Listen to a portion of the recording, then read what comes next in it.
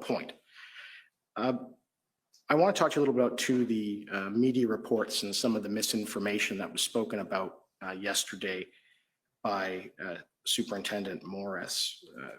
The media, through reporting at times and statements of elected officials, reported that the residents of Ottawa were experiencing unprecedented violence. Do you remember reading that? I don't remember reading that. No. All right. Can you agree with me that there was not an increase in violent crime or events of violent crime in the city of Ottawa during the protests before the invocation of the Emergencies Act? I don't think I can agree with you on that. I do believe we saw an increase in violence. I don't have the exact measures or the stats, but I do know that we did see some increase in violence and acts of violence as a result of the protest in town.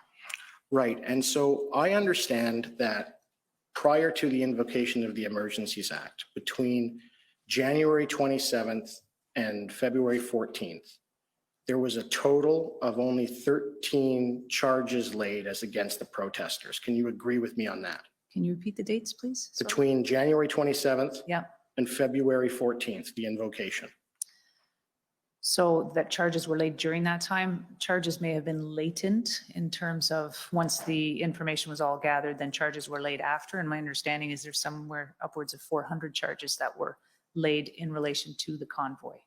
Right. And those charges, I understand, the great majority of them arose after February 14th with respect to the enforcement.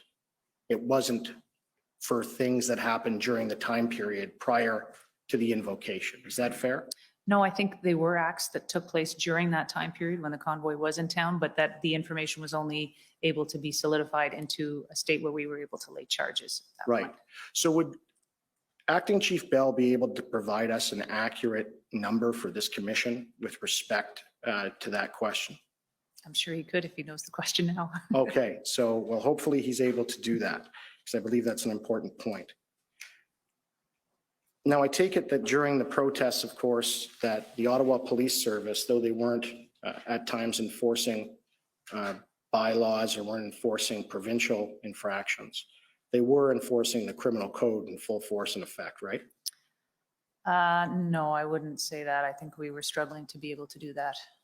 You're struggling, but if a police officer saw an individual assaulting another, or there was a report of an individual to a police officer that they had been assaulted, that was investigated? Yes. Those individuals, after that investigation, if it was appropriate, charges were laid against them? Yes, in many cases.